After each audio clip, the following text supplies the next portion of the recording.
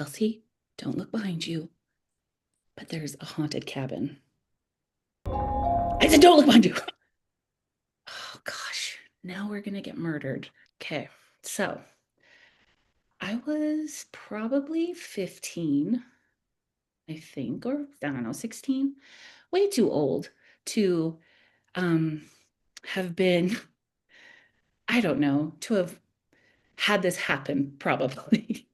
But I went camping with some people in my church group, and we were in southern Utah. We went to this really beautiful mountainy area, and we were staying on this property that belonged to someone in our church, and they had a cabin there, and we were going camping as this fun group activity, a chance to be outdoors, a chance to enjoy nature, a chance to practice some practical skills like orienteering and how to sleep in a tent.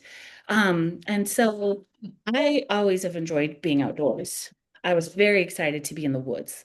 Um, but I had a very active imagination, which I have recently learned is something that kids will turn to if they lack emotional regulation skills.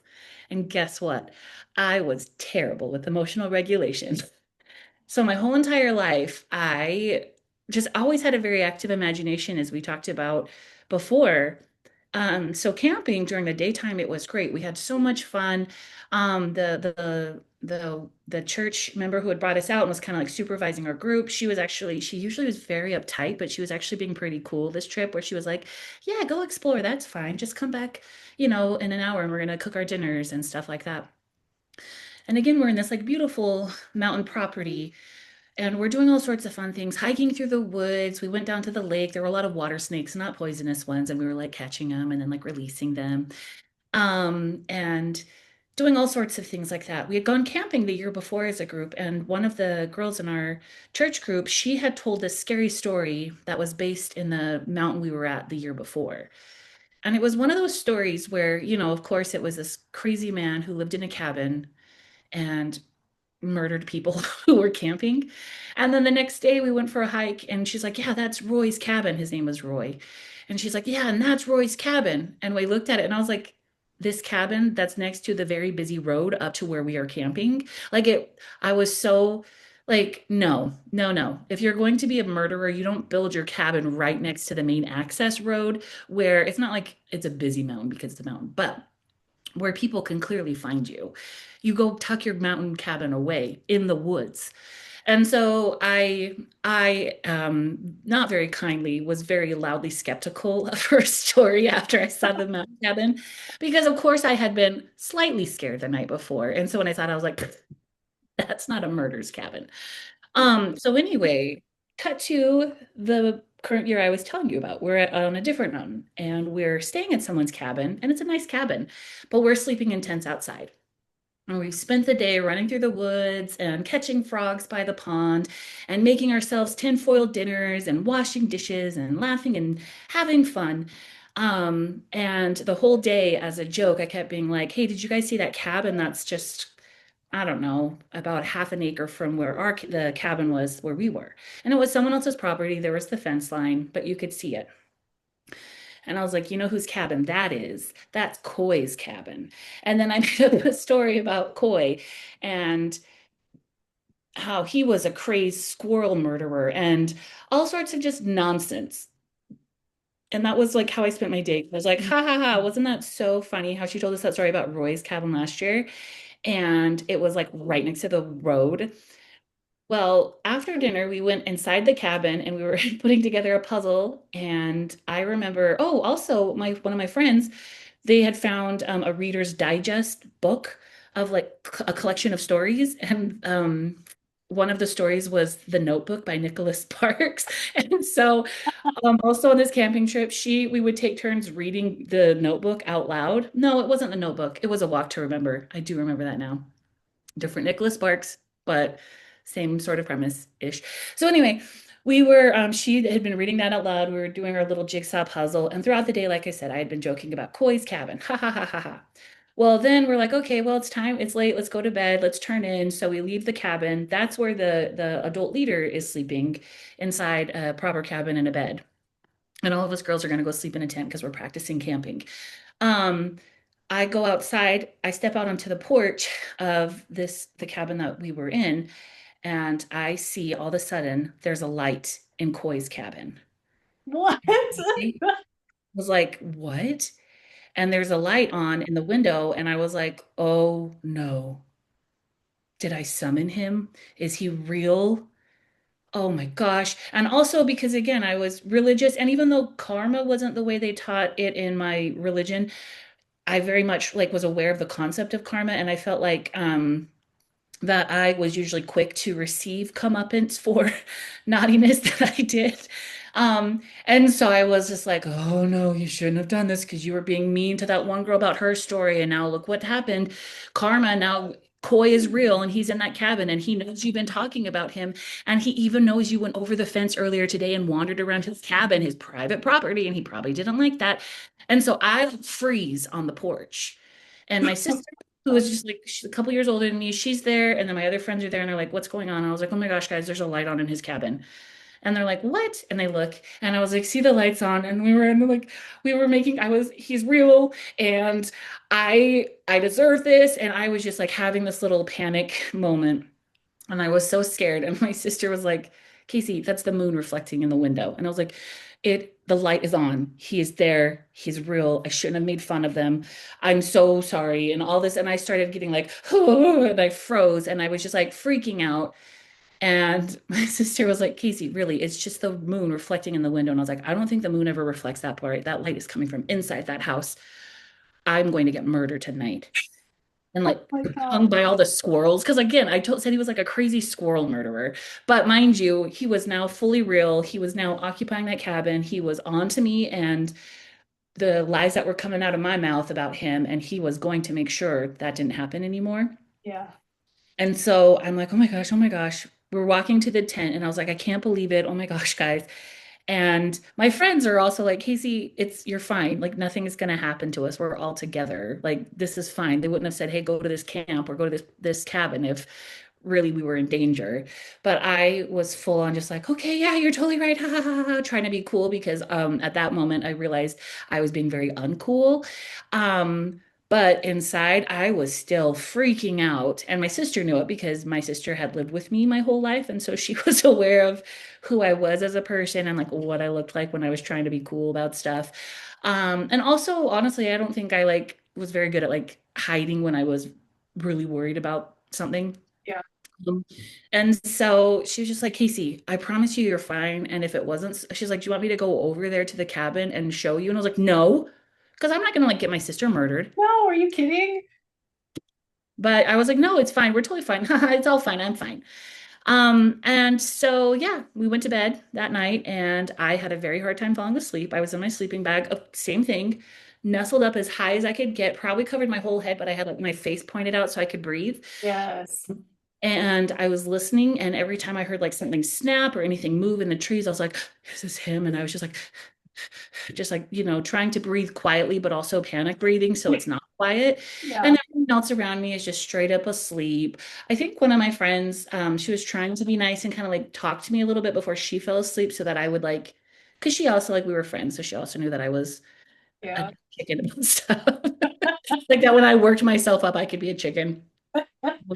But she had already fallen asleep. So I remember very much having a hard time falling asleep, being as burrowed down as I could in my sleeping bag, um, and listening and trying to make sure that I didn't get our whole tent murdered. And then at some point I fell asleep because the next thing I knew it was daytime. The sun had come up and I was up. And sure enough, there was no one in the cabin next to us. And after breakfast, and after we'd put some things away, and the woman that was there, kind of chaperoning us, was like, "Yeah, guys, you can go out and like hang out for a bit, and then we just have to pack up, and this is our plan for today." We went over to the cabin and walked around, and it is like fully got a lock on the outside of it, like a padlock, Yeah. just like filled with stuff on the inside. We peeked in the window where the light was on. Yeah. My sister was like, see, I don't even think they have an overhead light, you dummy. And it was just the moon. And yeah, and so then of course it became this joke about how I had made up a ghost story, and then I was the only one that was scared by that ghost story come nightfall. When the moonlight reflected in the window. Oh my God. But yeah, so that's the story of Koi's cabin, and how a ghost I made up tried to haunt me. Or it wasn't even a ghost, how a crazy murderer I made up came to life and didn't murder me. Who also murdered squirrels. Yeah. And but because again, because I blabbed, I was good, I was next. And because I made up this story about him to make fun of someone, I deserved to die. Oh my gosh. I love that you named this person Koi. My brother-in-law's name is Koi. That's the first Koi I've ever met in real life. How did you come up with that name? It rhymed with Roy. I And love it seemed like a name that I was like, I don't know anyone named Coy. Let's name him Coy. Anyway. What about the squirrels? How did you come up with that? Well, I think part of what it was, now that I'm thinking about it, I think there was an evolution where it was like there's Roy's cabin. And then so the way that this like bit kind of played out was after I was like, that's Roy's cabin. Obviously, that's not real. So then I started making a story about how they were like, it was the Oi family. And so there was like Coy and Roy and Goy. And I like made up stories for different letters of the alphabet. Yeah, And Coy, I think, was a crazy squirrel killer, and it was his cabin, yeah. because it was definitely big enough to house a bunch of dead squirrels. Yeah, I believe it. Especially if it looked anything like this cabin. Honestly, kind of did. Yeah, you could fit a lot of squirrels in there. So many. Yeah. Yes. Oh, let me recount what I heard. So I heard that for your church group that you all would go on camping trips to kind of practice camping skills, and that the year before that Coy's cabin took place, you all were hiking and there was a person in the group, a girl in the group who told the story about Roy and pointed to a cabin that was in like a very uh just popular busy kind of spot, and you of course knowing that murders are not going to be like in broad daylight called her bluff and knew she was bluffing. So then this next year, fast forward to the next year, and there was actually you went to a different location with the same set of girls. It was like pretty similar. Yeah, it was a lot of the same ones, but not the person who told Roy's cabin, Okay, which yeah. is probably part of why I felt so emboldened to like double down on Cole's cabin. Yeah.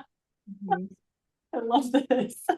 I love that. Like you probably wouldn't, if she would have come, like, and been part of the group, you probably never would have I invented still Queen's would have done it because I was kind of a little bit of an asshole sometimes. Cabin. I think. But like I probably wouldn't have leaned on it as hard, and then I probably would have been way cooler when the light was on in Koi's cabin. If Okay. she had been there, just because I'd be like, this is so silly. And then I would have gone to my sleeping bag and still burrowed in like a squirrel he could not touch. Yes. Yeah. Yeah, just hiding all of Sliding doors version of if she had come. yeah. I love that. So you made up Koi's cabin, squirrel murder in the woods, out to get little girls also camping in the woods. And then after you said the story, proclaim the story, we'll say, to everyone in the group, made sure that they knew that this was a legitimate thing that could actually happen because this cabin was way spookier and in a way less populated and busy place. Mhm. Then nightfall came. You saw what you thought was a light on in Koi's cabin. Luckily, your sister was there to point out that, in fact, it was just the moonlight, but you had worked yourself up so much having an overactive imagination, girl. I've been there too, where no matter any rational human being could not talk you off that cliff. You know, with every fiber of your being that Koi is in there, skinning his squirrels and sharpening his tools to come get you. Mhm. And no matter how much they tried to convince you that it was just moonlight, even your sister offering, which was very sweet of her, by the way, Mhm. offering to go walk over and check it out and just verify that it was the moonlight. And I love how you were like, do not sacrifice yourself. Like, I cannot be responsible for your demise. Yeah. But lo and behold, you survived the night. And the next day, I mean, how did it feel to like go the next day to the actual cabin? I would probably be a little nervous. Oh, no, because in the daylight, it's just like how the boogeyman won't touch you in the daylight. Okay, Clay's not going to murder you in the daylight. it's true. But what Clay's if not you saw going to like come for you at evidence? night. Like What? that's what I think my mind would have gone to is like the murder scenes of like, of course he would like have like squirrel pellets everywhere and just like maybe some blood splatters and some like his tools, but Yeah, no. no. It was, yeah, come daylight, I was like, yeah, you're dumb. Everything's fine. And so then it was like also like, ha ha ha. So it was also a way for me to save a little bit of face to be as like nonchalant in the morning once Yeah, I fully was aware that, yeah, we're fine. yeah, Nothing's happening. Boy's not there. No one is there. yeah. Have you And talked to your with sister? someone I only made up. Anyway, what? Have you talked to your sister about this recently? Does she remember it? No, no, I should probably reach out to her. I should get like a voice note or something of her version of the story. Yeah, But yeah, that's funny. no, I haven't talked to any of my friends about that either, Yeah, since it's happened. I I do wonder. remember, I think the next year we were camping, or maybe that year, we were giving out like little camp superlatives. And I got the award of most likely to be scared of a story she made up herself. That was my superlative award. And guess what? They were accurate. I was the only one who was scared of that story. Oh my gosh, that's pretty funny. How do you feel about this now? Like, how do you feel about that experience now when I you're, mean, it totally tracks for me because I had this crazy imagination. That's why I wouldn't really let myself watch scary movies. yeah, I was just not a fan of being startled. And again, I was just really so certain that I had also brought it on myself by yeah, like creating this story just to kind of tease someone and like make fun of them. yeah, And so now I realize like, wow, that was a whole lot of like magical thinking that I had going on there. I think it makes sense for who I was then. But I think now if I were to go back in that cabin or to go back there and tell a ghost story that I made up of whoever was across, I would be fully like, I might still have a moment of like, "Ooh," if I yeah, saw the light on, and then I would be able to talk myself through it of like, okay, let's try to see what might actually be causing this. And or if there truly is someone over there, again, they're not gonna like be openly murdering things in front of a whole group of people that yeah, would easily outnumber them all at once. You pick them off one by one, everyone knows. yeah, And so just like it's just funny now because it's like, okay, yeah, I wouldn't react that way now, yeah, but it makes sense for who I was and how I was yeah, then. yeah. Has your imagination changed over time? Like, have you seen it kind of grow and evolve as you've grown and evolved? I would say that's a really good question. I would say I have more distance from it. So I have more distance as far as like I still have a really active imagination. I've put it to better use, kind of like how you said that you're channeling you've created or sorry, you've used your imagination and channeled it more into like creative pursuits. I would say my imagination definitely helps me with creativity, and I'm really good at coming up with ideas and scenarios that other people maybe wouldn't think of. I don't, they're not as my imagination is not as weaponized against myself, I should say. So I still have an imagination, but again, I have like more life experience and more just like context for how my body's feeling and why. And so I have more distance from it and I'm able to like see these things with more perspective and really see it more as like information versus just getting kind of caught up in the fancy. Yeah, I do still like have times where I will kind of heighten my own anxiety about something. Um, Not usually in quite as life and death ways, but I still will like be more on alert. I think I just am a lot more practical now. Like for example, I remember several years ago. It was New Year's Eve and my roommate was gone, but I came home and I was the only one home. I'd come home from like a party or whatever, and I was the only one home, and she was like gone for the weekend. And I came inside and I thought her door was closed for her bedroom before I left, and it was not closed. It was cracked, and I was like, uh-oh. And her room was very messy, so it would have been like easy for someone just to like lay down under some clothes on the floor and like hide perfectly. So, like again, I was on alert and I was like, okay, I'm alone in the house and my roommate's gone and her door's open and it wasn't open before. So, like I was still panicking and I'm like, but just like what are you gonna do? You got to go check it out because it's probably nothing. Yeah. And so like I went and I got a knife from the kitchen. I really don't know that I would have like the wherewithal to actually stab someone if there was anyone there, but I had it just in case. And so Yeah. but like I also stupidly set my phone down on the counter to pick up the knife and left my phone on the counter. So like I think through things a little bit more, but I'm still not super logical. Anyway, I went into her room and I like slowly pushed the door open and I'm like scanning the room and looking at all the lumps on the floor to see if there any of them are moving. Yeah. Um, and then I like turn the light on and like check everything and it was clear. No one was, and I was like, phew. And then all of a sudden I heard like behind me and I was like, and then I realized it was my cell phone vibrating. It was just Oh. someone making sure I got home okay. Oh.